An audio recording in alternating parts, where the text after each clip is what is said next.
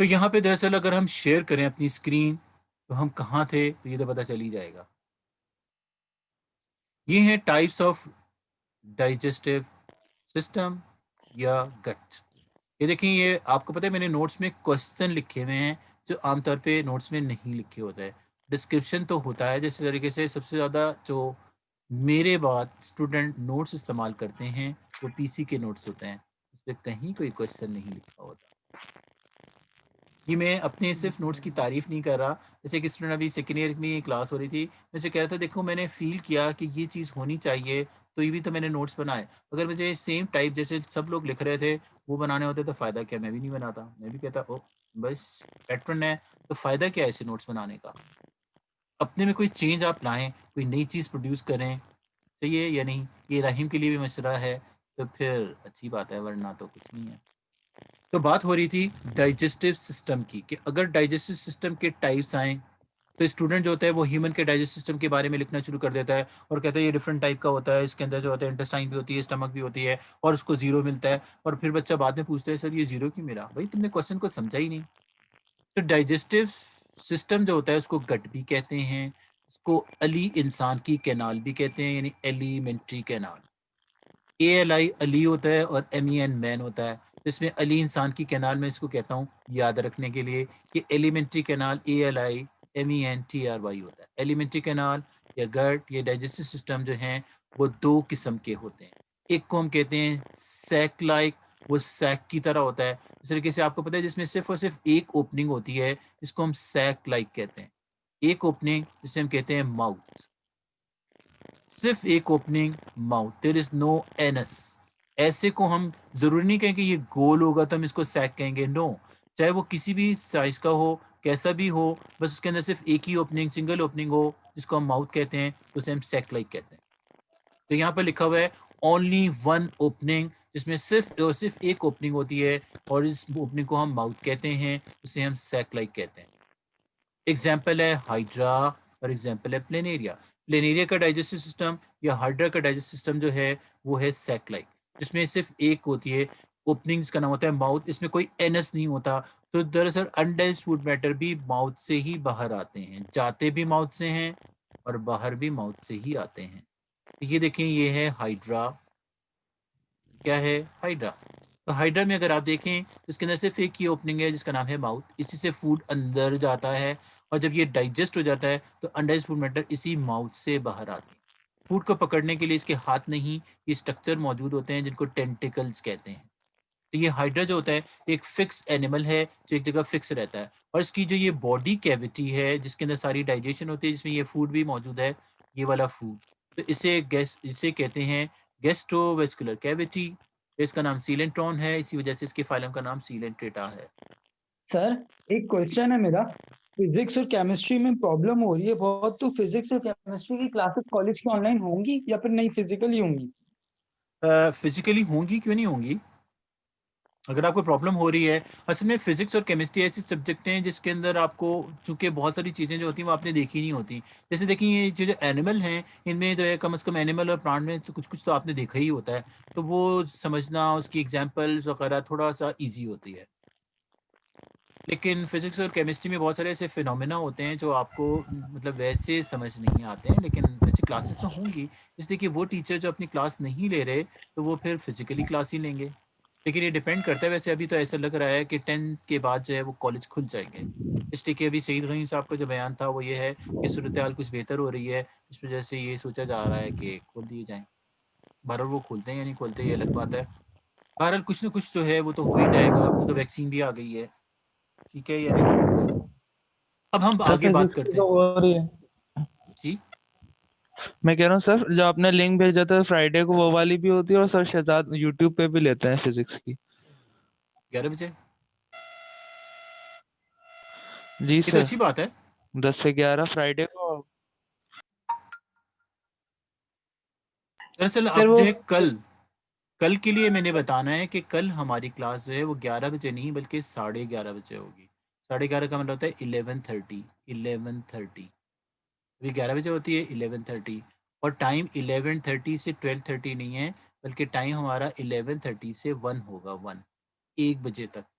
यानी नमाज जो है ज़ोहर की उससे पहले पहले आपको फारिग कर दिया जाएगा। और हमारी क्लास जो है वो मंडे से लेकर होगी थर्सडे तक, Monday to Thursday, Monday Tuesday Wednesday Thursday. और इस तरीके से फिर अच्छा, फ्राइडे सैटरडे संडे को नहीं होगी क्लास, थ्री ये डेज नहीं फ्राइडे होगी। सैटरडे किसकी क्लास हो रही थी? अभी माजिन बता रहा था ना। सर ये जो फ्राइडे फिजिक्स को की। फिजिक्स की क्लास होती है, इसका लिंक आप अगर दोबारा सेंड कर दें तो मेहरबानी ये होगी। दरअसल आप ग्रुप में लिख दें, हो सकता है मैं नहीं तो कोई दूसरा ही शेयर कर देगा उस लिंक को। चलें सर। फ्राइडे को होती है बस। जी, तो बात हो रही थी किसकी? लेनेरिया की। इसमें भी देखें सिर्फ एक ही ये माउथ है जिससे फूड अंदर जाता है, और इस तरीके से ये पूरी ट्यूब वगैरह इसमें घूमता है घूमता है घूमता है, और एनएस से अंडाइज फूड मैटर बाहर निकलता है। तो इस तरीके से ये है प्लेनेरिया। तो प्लेनेरिया में भी क्या होता है? सैक लाइक है। हाइड्रा में क्या है? Sac like. और इस तरीके से प्लेनेरिया में क्या है? इसमें भी सैक लाइक है। तो इस वजह से इनकी हम कहते हैं ब्लाइंड सैक गट। ब्लाइंड का मतलब क्या होता है? ब्लाइंड का मतलब सिर्फ अंधा नहीं होता, ब्लाइंड का मतलब क्लोज भी होता है। क्लोज, क्लोज यानी बंद, क्लोज यानी बंद। ठीक है या नहीं? क्यों देव, यस सर। सही बात है या नहीं? एक तो देव को चलना नहीं चाहिए और फिर कमरा ऊपर नहीं रखना चाहिए। सही बात है या नहीं? तो सही क्या आपको ये बात समझ आ रही है या नहीं? आ रही है सर। ब्लाइंड का मतलब होता है क्लोज, ये सिर्फ बंद है, सिर्फ एक ही माउथ है, बस यहाँ से खुला हुआ है, बाकी ये पूरा बंद है। इसलिए हम इसे सैक-लाइक कहते हैं। इसे कहते हैं सैक-लाइक। ये है डाइजेस्टिव सिस्टम सैक-लाइक। किस में होता है? प्लेनेरिया में। और किस में होता है? हाइड्रा में। और ये देखें, ये हाइड्रा की एक और तस्वीर भी है जो मैंने बनाई है, ये ली है। इसमें दिखाया गया है क्या? ये दिखाया गया है कि ये देखिए, ये माउथ है हाइड्रा का जिससे फूड अंदर जाएगा। फिर ये कैविटी है जिसको गैस्ट्रोवेस्कुलर कैविटी कहते हैं। इसके हाथ तो नहीं होते, लेकिन ये टेंटिकल्स जो हैं ये सेंसिटिव टू टच होते हैं, इसलिए इसको टेंटिकल्स कहते हैं। तो ये दरअसल इसी माउथ से फूड अंदर आता है और अंडर फूड मैटर इसी माउथ से जाता है। इस वजह से कहते हैं हाइड्रा जो होता है बिटवीन द मील कुछ नहीं खाता। बिटवीन द मील का मतलब होता है कि वो जब खा रहा होता है तो उसके दौरान कुछ नहीं खाता, या जब वो डाइजेस्ट कर रहा होता है तब वो कुछ नहीं खाता। तो क्या होता है? जब वो डाइजेस्ट कर रहा होता है तो उस दौरान वो कुछ नहीं खाता। इसीलिए हम कहते हैं कि they do not use anything between the meal. Between the meal का मतलब होता है कि जब वो एक दफ़ा खाना खा लेता है, जब तक उसे अच्छी तरह हज़म नहीं कर लेता, बॉडी का पार्ट नहीं बन जाता, उस वक़्त तक जो है वो नई डाइजेशन या नया फूड जो है वो यूज़ नहीं होता। ये अच्छी बात है, ये बुरी बात है? सही बात है, बस नॉर्मल ही है। अच्छी है, बुरी बात नहीं है। हजम जल्दी हो जाता होगा। हज़म जल्दी हो जाता होगा, वो तो ठीक है, इसलिए कि बॉडी है ही इतनी छोटी। राइट है या रॉन्ग है? क्योंकि बॉडी इतनी राइट है। छोटी है तो इसके लिए इतना प्रॉब्लम नहीं होता। अगर बॉडी जो होती बड़ी होती, जैसे ह्यूमन की बॉडी है या दूसरे एनिमल है, उसमें ऐसा होता है, तो उसमें जो है वो उसमें ये प्रॉब्लम्स होती हैं। ठीक है या नहीं? तो ये हम पढ़ क्या रहे हैं? ये हम पढ़ रहे हैं type of digestive system. System. सही है? यस।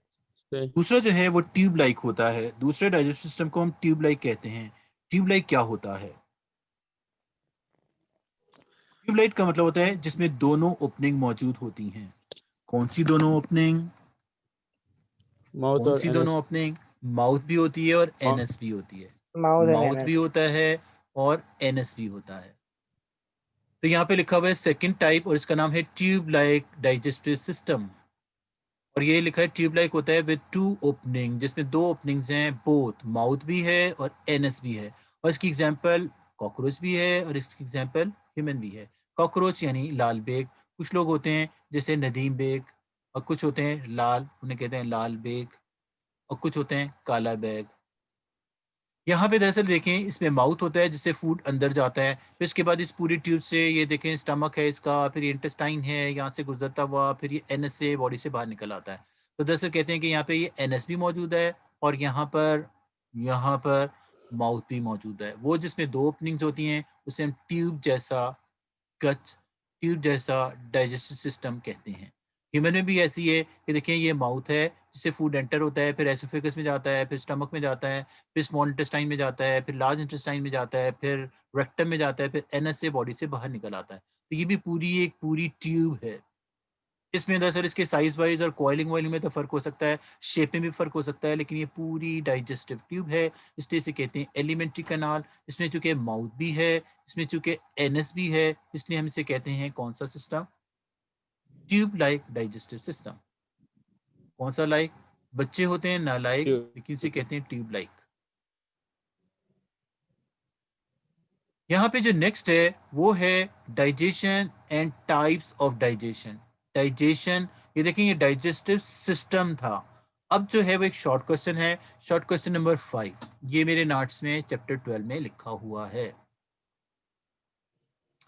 अर्थवॉर्म भी होता है। भाई अर्थवॉर्म किस लिए होता है? सर ट्यूब सर लाइक जी होता है ना ये उसका भी मूवमेंट करता है, डाइजेस्ट। हाइड्रा मूव नहीं करता। अर्थवॉर्म, अर्थवॉर्म में क्या होता है? अर्थवॉर्म में भी दरअसल ट्यूब लाइक ही होता है, इसलिए कि इसमें माउथ और एनस दोनों होता है। जिसमें भी चलिए माउथ और ठीक है। एनस होते हैं उसे हम कहते हैं ट्यूब लाइक डाइजेस्टिव सिस्टम। जिसमें सिर्फ एक ओपनिंग है, एक माउथ होता है, उसको हम सैक लाइक कहते हैं। सही या नहीं? यहाँ पे है डाइजेशन और उसकी टाइप। डाइजेशन की 2 टाइप है, ये अगर सेल के अंदर होता है इसको इंट्रासेलुलर कहते हैं, और अगर सेल के बाहर होता है तो उसको एक्स्ट्रा सेलुलर कहते हैं। इंट्रा का मतलब है इनसाइड और एक्स्ट्रा का मतलब होता है आउटसाइड। तो यहाँ पे लिखा है डाइजेशन की सबसे पहले, जब भी आपको पता है कि हम डाइजेशन की टाइप पढ़ेंगे, पहले हमें डाइजेशन को तो डिफाइन करना चाहिए कि डाइजेशन एक प्रोसेस है कन्वर्जन ऑफ कॉम्प्लेक्स फूड। जो कॉम्प्लेक्स फूड होता है, जो नॉन डिफ्यूजेबल होता है, यानी जो डिफ्यूज नहीं हो सकता, जो आर पार नहीं जा सकता, उसको सिंपल में या डिफ्यूजेबल में या आर पार जाने वाला बनाने में एंजाइम की हेल्प से जो प्रोसेस होता है उसको डाइजेशन कहते हैं।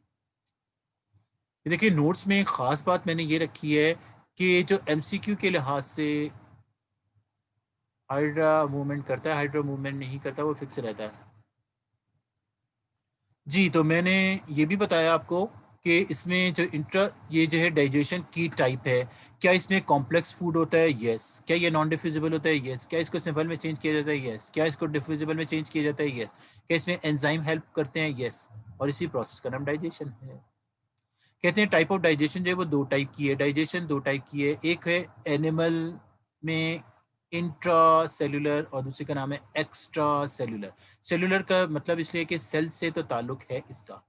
इंट्रा सेलुलर में क्या होता है, इस टाइप ऑफ डाइजेशन, ये वो डाइजेशन है एनिमल में which takes place inside the cell, जो सेल के अंदर होती है, जैसे कि अमीबा में होती है। इसलिए कि अमीबा एक सेल है। ये देखिए ये अमीबा की ओरिजिनल पिक्चर है, जिसका ओरिजिनल साइज है, और ये इसकी ओरिजिनल साइज तो नहीं है सॉरी, लेकिन ये जो पिक्चर है ये इसकी ओरिजिनल पिक्चर है। तो आपको इसमें क्या नज़र आ रहा है? ये बिल्कुल ऐसे ट्रांसपेरेंट सा ही होता है। यहाँ पे आपको ये नज़र आ रहा है जो सेंटर की ये बॉडी है जो ब्लैक कलर का है, ये इसका न्यूक्लियस है, और ये इसके जो फिंगर लाइक प्रोसेस हैं इनको सूडोपोडिया कहते हैं। कौन से पोडिया? सूडोपोडिया।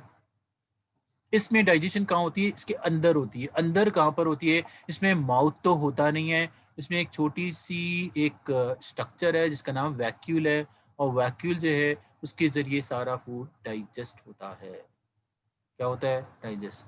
राहिम वायर ही एंटर हो रहे हैं, ये चले गए थे। यहाँ पे दरअसल क्या है कि इसके अंदर अगर देखा जाए, सर जी सर ये अमीबा में ये जो टाइप ऑफ डाइजेशन होगी वो सैक लाइक होगी या ट्यूब लाइक होगी? इसमें सैक और ट्यूब तो है ही नहीं सर, ना सैक है ना ट्यूब है, इसलिए कि इसमें माउथ ही नहीं है। क्या इसमें माउथ है? सैक लाइक के लिए नहीं। माउथ होना जरूरी है, इसमें तो बेचारे के पास माउथ ही नहीं है। इतना बेचारा गरीब है कि इसके पास माउथ भी नहीं है, एनएस भी नहीं है, फूड फिर भी ठीक अंदर ठीक चला जाता है। कैसे चले जाता है ये हम आगे पढ़ेंगे। तो दरअसल कहते हैं ठीक। इंट्रासेलुलर डाइजेशन कौन सी होती है? अभी सिर्फ 10 मिनट रह गए हैं कि 10 मिनट के बाद ये फिर दोबारा से बंद कर दिया जाएगा। तो इस तरीके से जो 10 मिनट की बात रह गई है वो हम ये पूरा करते लेते हैं कि एक्स्ट्रा सेलुलर डाइजेशन कौन सी होती है, वो जो दरअसल कहते हैं कहाँ पर होती है। तो मैं ये बता रहा था कि इसके अंदर एक वैक्यूल होता है जिसमें डाइजेशन होती है, और इसे फूड वैक्यूल कहते हैं। ये आम वैक्यूल नहीं होता, इसे फूड वैक्यूल कहते हैं। तो फूड वैक्यूल में एंजाइम होते हैं। एंजाइम कहाँ से आते हैं? ये आपने चैप्टर 4 में पढ़ा होगा फर्स्ट ईयर में कि लाइसोसोम वो स्ट्रक्चर होते हैं, लाइसोसोम जो एंजाइम लेकर आते हैं। ये भी हम पढ़ेंगे अभी थोड़ी देर बाद। एक्स्ट्रा सेलुलर क्या होती है? ये वो होती है जो which takes place outside the cell, this is not inside, this is outside the cell, और बाकायदा एक गट में होती है। गट जिसे एलिमेंट्री कैनाल कहते हैं, जैसे कि कॉकरोच में या जैसे कि ह्यूमन में होती है उसमें। अब हम इसे एक्स्ट्रा सेलुलर क्यों कह रहे हैं? इसलिए कि सेल के बाहर है और एक कैविटी के अंदर है, और उस कैविटी को हम कहते हैं डाइजेस्टिव कैविटी।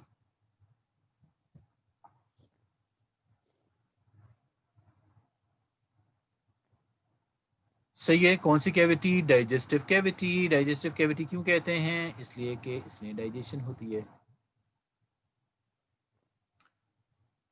तो हमजा अजीज जो हैं, अगर आप थोड़ी देर तक वेट करें, हमजा, इसलिए कि सेकेंड ईयर की क्लास नहीं हो रही है, फर्स्ट ईयर की क्लास हो रही है। अगर आपने कोई चीज़ पूछनी है तो दरअसल हमारे पास रह गए हैं चंद मिनट, इसके बाद ये क्लास ख़त्म हो जाएगी, तो मैं आपसे कुछ बात कर सकूँगा। आप स्टे ऑनलाइन, आप जो है वो डिस्कनेक्ट नहीं करेंगे अपने आप को, मैं भी नहीं करूँगा। यहाँ पे दरअसल क्या है, यहाँ पे ये है कि क्या इसके अंदर डाइजेशन होती है? Yes sir. तो ये जो दरअसल कहते हैं, इसका ये स्ट्रक्चर, इसका नाम क्रॉप है। क्रॉप, ये इसका स्टमक होता है। तो दरअसल कहते हैं ये किस चीज़ का बना हुआ होता है? ये भी सेल का है। ये किस चीज़ का बना हुआ है? ये भी, ये वॉल भी सेल की बनी हुई है। डाइजेशन क्या इस सेल के अंदर होती है? नहीं। क्या इस सेल के अंदर होती है? नहीं, यहाँ पर होती है, यहाँ पर। दिस इज द प्लेस जहाँ पे डाइजेशन होती है। इसलिए हम ये कहते हैं बिटवीन द सेल। एक सेल ये है, इस सेल और इस सेल के दरमियान में हो रही है, इसलिए हम इसे कहते हैं एक्स्ट्रा सेलुलर डाइजेशन। हमारे स्टमक में भी ऐसा ही होता है।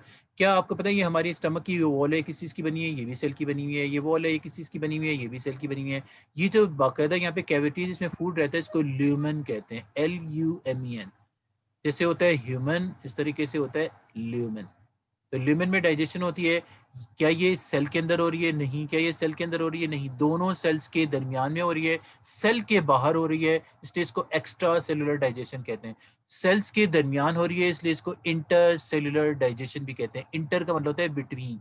जैसे आप जिस क्लास में, उसको इंटर कहते हैं, इसलिए कि मैट्रिक और किसके दरमियान में है? ये मैट्रिक और यूनिवर्सिटी के दरमियान में है। सही है या नहीं? तो ये थी टाइप ऑफ डाइजेशन, कि एनिमल में टाइप ऑफ डाइजेशन दो किस्म की होती है, इंट्रा सेलुलर यानी सेल के अंदर, और एक्स्ट्रा सेलुलर यानी सेल के बाहर। योर क्लास में आपसे कुछ पूछूंगा। ओके सर, मैं एंटर रहता हूँ, क्लास के बाद पूछूंगा। ओके ओके हमजा जी। तो दरअसल कहते हैं कि आगे हमने क्या पढ़ना है? Nutrition in amoeba. अमीबा में न्यूट्रिशन कैसे होती है?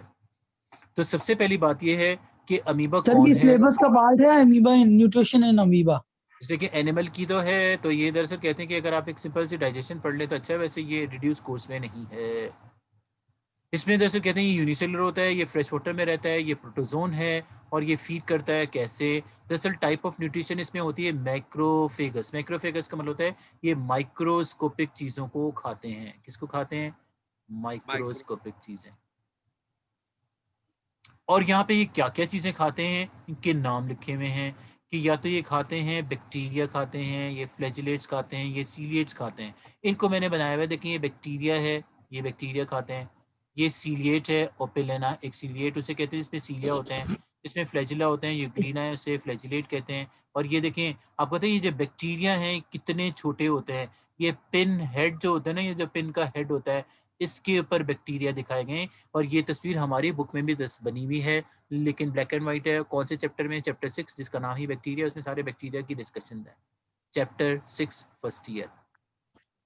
तो ये फ्लैजिलेट को भी खा लेते हैं, यूग्लिना को भी, सीलिएट को, ओपेलाइना को भी खा लेता है, और बैक्टीरिया को भी खा लेता है। यहाँ पे ओपेलाइना का एक्चुअल साइज दिखाया है। ये देखें, ये जो पिन होती है ना, पिन इसकी नोक के बराबर है ये ओपेलाइना। यहाँ पे देखें कितना बड़ा ओपेलाइना मैंने बनाकर दिखाया, पर्पल कलर का। ये कलर भी हम खुद देते हैं, जैसे ये कलर जो है, जो भी हम देते हैं, ये हम खुद देते हैं। इसमें डाइजेशन कैसे होती है? अगर हम ये पढ़ें कि अमीबा में डाइजेशन कैसे होती है, डाइजेस्ट किस तरह से करते हैं, तो दरअसल कहते हैं सबसे पहले कैप्चर ऑफ फूड होता है, कि फूड को कैप्चर करने के लिए जो स्ट्रक्चर्स में इस्तेमाल होते हैं वो होते हैं सूडोपोडिया। ये देखिए, जो सूडोपोडिया जिनको फॉल्स फीड कहते हैं, इनके थ्रू फूड अंदर एंटर होता है। फिर क्या होता है, इसमें एक प्रोसेस होता है जिसको कहते हैं फेगोसाइटोसिस। ये आपने चैप्टर 4 में पढ़ा होगा कि फेज का मतलब है ईट करना, साइटो का मतलब है सेल, और सिस का मतलब है process, process of cell eating. तो दरअसल कहते हैं इसमें एक स्ट्रक्चर बन जाता है जिसको फूड वैक्यूल कहते हैं। बगैर माउथ के फूड एंटर हो जाता है और इसे कहते हैं फैगोसाइटोसिस। ये स्ट्रक्चर बन गया है और इस स्ट्रक्चर को क्या कहते हैं? इस स्ट्रक्चर को वैक्यूल कहते हैं। इसके साथ जो ग्रीन आ गए हैं ये लाइसोसोम है। कौन से सोम? लाइसोसोम। सेल में लाइसोसोम वो स्ट्रक्चर होते हैं जो एंजाइम बनाते हैं और एंजाइम से डाइजेशन होती है। एंजाइम बनाने वाले लाइसोसोम होते हैं। ये आपने चैप्टर 4 में पढ़ा होगा, वो बॉटनी का पार्ट है। तो ये दरअसल कहते हैं इस तरह से इंजेक्शन या टेकिंग इन ऑफ फूड होती है। किसमें? बैक्टीरिया में।